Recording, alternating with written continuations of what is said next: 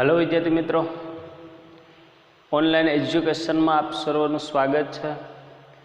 आज हूँ तमारी समक्ष धोरण 10 सामाजिक विज्ञान पाठ नंबर 8 कुदरती संसाधनों एनो त्रीजो विडियो तमारी समक्ष लईने आव्यो छुं। आगळना विडियोनी अंदर आपणे संसाधनोना प्रकारो तेना संदर्भमां आपणे वात करी। आजे आपणे वात करवानी छे जमीन निर्माण कि जे जमीन पर आपणे रहीए छीए तेनुं निर्माण कई रीतना थयुं तेना संदर्भमां आज आपणे वात करवानी छे। तो शुं कहे जमीन निर्माण? तो सामान्य रीते आपणे जमीन कोने कहीए छीए?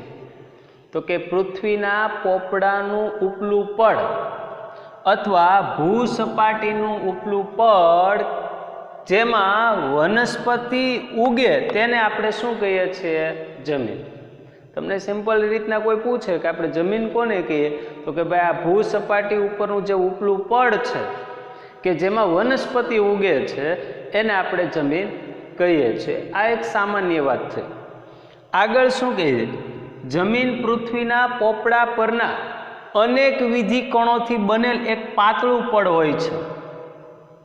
कारण के जे जमीन बनी छे तो एनी अंदर કેટલી બધી વસ્તુઓ હોય છે તો કે અનેક વિધિ કણો હોય છે એટલે કે જમીન પૃથ્વીના પોપડા પરના અનેક વિધિ કણોથી બનેલ એક પાતળું પડ હોય છે।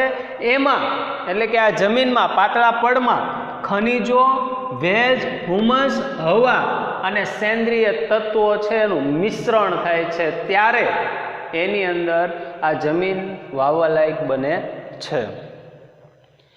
ત્રીજો પોઈન્ટ શું કે माटी नीचे मूळ खड़क आवेला होय छे। कारण के आ जमीन छे आपणे खेतर वावीए छे एनी जे माटी छे एना मूळ खड़क ई पृथ्वीना पेटाळमां छे, सपाटीना पेटाळमां छे। ई जे ते वखते आजथी हजारों करोड़ों वर्ष पहला ई बधा जे मूळ खड़को छे एनुं खवाण थयुं छे, धोवाण थयुं छे, झीणो झीणो बारीके भूको बन्यो छे अने पछी एमां आ बधुं उमेराणुं छे। खनिज ने भेज ने हुमस ने हवा अने सेंद्रिय तत्वो एटले के जैविक अने अजैविक तत्वो एमां उमेराणा छे अने पछी एमां वनस्पतिनी वृद्धि अने विकास थाय छे। आगळ आवशे जोईए। एना पछीनो पॉइंट शुं के जमीनों निर्माण मूल खड़कना खवाण। मूल खड़क एटले मातृ खड़क। आपणे आ जे जमीन बनेली छे ए जमीननो मूल खड़क एटले मातृ खड़क। जमीनનું निर्माण मूल खड़कना खवाण अने धोवाणथी थाय छे। तो हवे तमने प्रश्न थाय कि आ मूल खड़क छे एनुं खवाण कोण करे छे अने धोवाण कोण करे छे? तो कि वरसाद अने पवन अने समुद्रना मोजा। आ बधाथी जे जमीननो जे मातृ खड़क छे, मूल खड़क छे एनुं खवाण थाय छे, एनुं धोवाण थाय छे। जेमां એટલે કે આ જે ખવાણ અને ધોવાણ જે માતૃ ખડકનું થયું જેમાં જૈવિક અવશેષો, ભેજ અને હવા ભળે છે। યાદ રાખજો મિત્રો, જમીન નિર્માણમાં જે ખડકનું ખવાણ અને ધોવાણ થયું છે એ જમીનમાં વનસ્પતિ ક્યારે ઉગે અથવા આપણે જે વાવેતર વાવી ક્યારે ઉગે તો એની અંદર ખનિજ, ભેજ, હુમસ, હવા અને જૈવિક અવશેષો, ભેજ અને હવા અને અજૈવિક અવશેષો ભળે છે ત્યારે જ એની અંદર વનસ્પતિ વ્યવસ્થિત ઉગે છે। એટલે કે વનસ્પતિની વૃદ્ધિ અને વિકાસ થાય છે। अन्य रीते कहिए तो जमीन विषे अन्य रीते कहिए तो जमीन खनिज अने जैविक तत्वों कुदरती मिश्रण है। कीधुं ने कि बे तत्वों आम आवी गया कि खनिज तत्व अने जैविक तत्व। जैविक तत्व एटले कि आ पशुओ पक्षीओ छे एना मृत्यु थाय छे ने ई पछी जे सड़े छे एनुं विघटन थाय छे, सड़े छे ने जमीनमां दटाय छे। अने खनिज तो पृथ्वीना पेटाळमां ऑलरेडी कुदरती रीतना निर्माण थयेलुं होय छे। आ बधा विविध प्रकारना लोखंड ने तांबू ने ए बधी धातुओ छे ई बधा खनिजो छे। એટલે ખનિજ અને જૈવિક તત્વોનું કુદરતી મિશ્રણ છે। તેમાં વનસ્પતિના વૃદ્ધિ અને વિકાસ કરવાની ક્ષમતા છે। તમને ટૂંકો પ્રશ્ન પૂછાય કે વનસ્પતિના વૃદ્ધિ અને વિકાસ કરવાની ક્ષમતા શેમાં રહેલી છે? આવો ટૂંકો પ્રશ્ન પૂછાય તો કે જમીનની અંદર રહેલા ખનિજ તત્વો અને જૈવિક તત્વોમાં। આ બે તત્વો ન હોય તો વનસ્પતિનો યોગ્ય રીતના વિકાસ કે વૃદ્ધિ ન થાય. એના પછીનો પોઈન્ટ શું કહે છે? જમીન.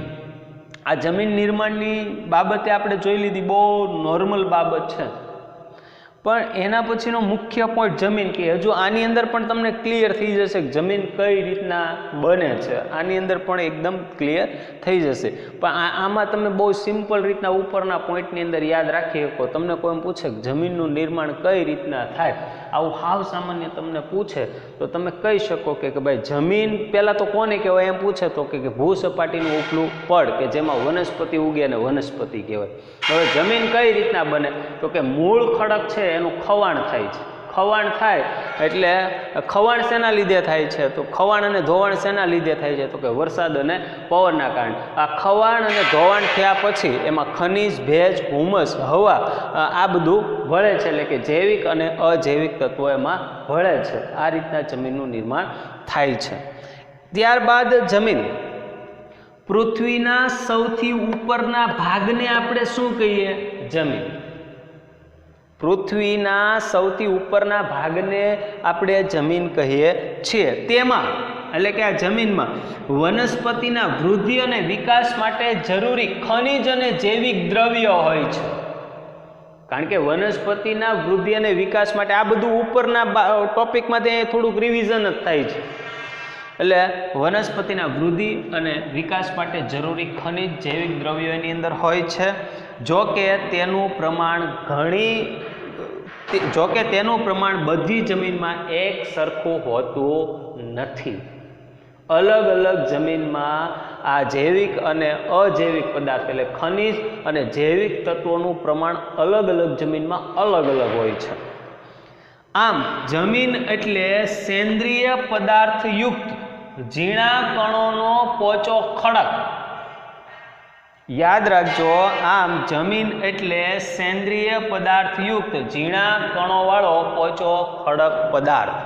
અર્થાત બીજા રીતના કેવું હોય તો ભૂપૃષ્ઠ પરના માતૃખડક અને વનસ્પતિ દ્રવ્યોના મિશ્રણથી બનતા અસંગઠિત પદાર્થનો પડ કે સપાટી એટલે જમીન. ફરીથી રિપીટ કરું તમને સમજાઈ જાય માટે કે ભૂપૃષ્ઠ પરના માતૃખડક અને વનસ્પતિ દ્રવ્યોના મિશ્રણથી, વનસ્પતિ દ્રવ્યોના મિશ્રણની અંદર જૈવિક તત્વો અને અજૈવિક તત્વો આ બધું આવી જાય. એટલે વનસ્પતિ દ્રવ્યોના મિશ્રણથી બનતા અસંગઠિત પદાર્થોનો પડ કે સપાટી એટલે જમીન. મૂળ ખડકોને ઘસારણ અને ધોવાણના પરિબળો તોડે છે. તમને કોઈ પૂછે કે આ જમીન જે બની એના મૂળ ખડકને કોણ તોડે છે? તો ઘસારણ. બે પથ્થર આજુબાજુમાં હોય તો એમ ઘસાતા હોય, એકબીજા પથ્થરો એકબીજા સાથે હથડાતા હોય તો એમ ઘસારણ થાય. આ બધી વિવિધ પ્રકારની કુદરતી આફતો આવે, ભૂકંપ આવે તો એમાં પણ ઘણા બધા ખડકો તૂટતા હોય, વરસાદના કારણે ઘસારણ થતું હોય. એટલે ઘસારણ અને ધોવાણ એમાં ખાસ કરીને વરસાદ અને પવનથી ખાસ ઘસારણ અને ધોવાણ થાય છે. એટલે એ પરિબળો તોડે છે, ભૂકો થાય છે. ધ્યાન રાખજો, મૂળ ખડક છે એનું ઘસારણ થયું, ધોવાણ થયું એટલે એ તૂટ્યો. પછી એનો શું થાય? ભૂકો થાય છે. એટલે એને આપણે સાદી ભાષામાં કહીએ ચૂર્ણ, બારીકાઈ ભૂકો. એમાં પછી વનસ્પતિ ઉમેરાય છે. વનસ્પતિ ઉમેરાય પછી એમાં જીવજંતુઓના વિઘટન કે એના સડવું એ બધું ઉમેરાય છે. એટલે કે જૈવિક તત્વો ઉમેરાય છે અને પછી એમાં સેન્દ્રિય તત્વો ઉમેરાય છે. જો મેં પ્લસ કર્યું, યાદ રાખજો. જમીન નિર્માણમાં તમે હાવ સિમ્પલ રીતના યાદ રહી જાય. પહેલાં મૂળ ખડક એટલે એક મોટો આપણે સાદી ભાષામાં કહીએ પાણો પથ્થર, એનું ઘસારણ થયું અથવા ધોવાણ થયું એટલે એ તૂટ્યો એટલે એનો ભૂકો થયો એટલે એમાં વનસ્પતિ ઉમેરાય. વનસ્પતિની સાથે એમાં જીવજંતુઓના વિઘટન એટલે સડો, એટલે કે જીવજંતુ જે સડેલા હોય મરી જાય પછી સડી જાય એટલે એ જૈવિક તત્વો ઉમેરાય અને પ્લસ એમાં સેન્દ્રિય તત્વો ઉમેરાય છે અને પછી એમાં વનસ્પતિનો વૃદ્ધિ અને વિકાસ થાય છે. આ તત્વો એટલે આ ઉપર આપણે જોયું તે આ તત્વો વનસ્પતિના વિકાસમાં મહત્વના છે. જો આ તત્વો ન હોય, વનસ્પતિ જીવજંતુ એટલે કે જૈવિક અને અજૈવિક તત્વો અને સેન્દ્રિય તત્વો ન હોય તો વનસ્પતિનો વિકાસ ન થાય. ત્યારબાદ જમીન નિર્માણમાં આબોહવાની અસર થાય છે, યાદ રાખજો, જેવી આબોહવા તેવું જમીનનું નિર્માણ થાય છે. અહીંયા શું કે આબોહવાના સંદર્ભની અંદર સરખી આબોહવાવાળા વિસ્તારની અંતે જમીન પણ કેવી હોય છે? સરખી. જોજો અહીંયા મેં કાઉન્સમાં લખ્યું ખડક જુદા જુદા છે, પરંતુ આબોહવા એક છે તો જમીન કેવી બને? એક સરખી. હજુ એના સંદર્ભમાં થોડુંક અલગ પડતું બીજું વાક્ય અહીંયા કહી દે કે એક જ પ્રકારના માતૃ ખડકમાંથી બનેલ જમીન કેવી હોય છે? જુદી જુદી. પણ ક્યારે? આબોહવા એક જ હોય ત્યારે. ફરીથી રિપીટ કરું, એક જ પ્રકારના માતૃ ખડકમાં, એટલે ખડક એક જ પ્રકારનો છે, ખડક એક જ પ્રકારનો છે, એટલે એક જ પ્રકારના માતૃ ખડકમાંથી બનેલ જમીન કેવી હોય છે? જુદી જુદી. પણ ક્યારે? આબોહવા એક જ હોય ત્યારે. એટલે એક સરખી આબોહવામાં માતૃ ખડક એક પ્રકારનો હોય તો જમીન જુદી જુદી બને છે. જમીનના પ્રકારો આપણે હમણાં નીચે ભણવાના છે આના પછીના લેક્ચરની અંદર, પણ અહીંયા તમને કહી દઉં કે જમીનના પ્રકારો શેના આધારે પડે. આવો ટૂંકો પ્રશ્ન બોર્ડની અંદર પૂછાય તો રંગ, આબોહવા, માતૃ ખડક, કણ રચના અને ફળદ્રુપતા, આના આધારે જમીનના પ્રકારો પડે છે. જમીનના પ્રકારો શેના આધારે પડે? આવો પ્રશ્ન તમને કોઈ પૂછે તો યાદ રાખજો, જમીનનો રંગ, આબોહવા, માતૃ ખડક, કણ રચના અને ફળદ્રુપતા, આના આધારે જમીનના પ્રકારો પડે છે. તો અહીંયા નીચે આપેલા છે જમીનના પ્રકારો.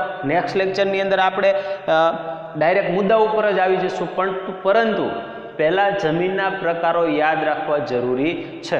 તો પહેલી વસ્તુ કાર એટલે કે એના દ્વારા જમીનના 8 પ્રકાર પાડવામાં આવ્યા. જમીનના કુલ કેટલા પ્રકાર છે? તો કે 8. પહેલો જો કાંપની જમીન તો કાળી જમીન. જોજો આડાવાળા મેં લખેલા છે, ક્રમમાં તમે 8 પ્રકાર જોઈશું તો તમને થોડુંક યાદ રાખવામાં તકલીફ થશે. જમીનના પ્રકારો નેક્સ્ટ લેક્ચરમાં હું તમને વિસ્તૃત સમજાવીશ, પરંતુ 8 પ્રકાર અત્યારે તમે તૈયાર કરી લ્યો. પહેલું કાંપની જમીન તો બીજી કાળી જમીન. જો કાંપ તો કાળી, રાતી તો રણ. જમીનના પ્રકારમાં પહેલું કાંપ તો બીજી કાળી, ત્રીજી રાતી તો ચોથી રણ, પાંચમી પર્વતીય તો છઠ્ઠી પીઠ. પીઠ જમીનને બીજા નામે દલદલ કહેવાય, અથવા દલદલીય જમીન અથવા પીઠ જમીન. એટલે પીઠ યાદ રાખજો, પર્વતીય તો એની સામે પીઠ. હવે પર્વત આવે એટલે તમને જંગલ યાદ આવે, જંગલ હોય ત્યાં પર્વત હોય, એટલે જંગલ પ્રકારની જમીનને છેલ્લી લેટેરાઇટ જમીન. એટલે તમારે છેલ્લી એક લેટેરાઇટ વ્યવસ્થિત યાદ રાખવી પડે. એટલે ફરીથી હું તમને રિપીટ કરાવી દઉં.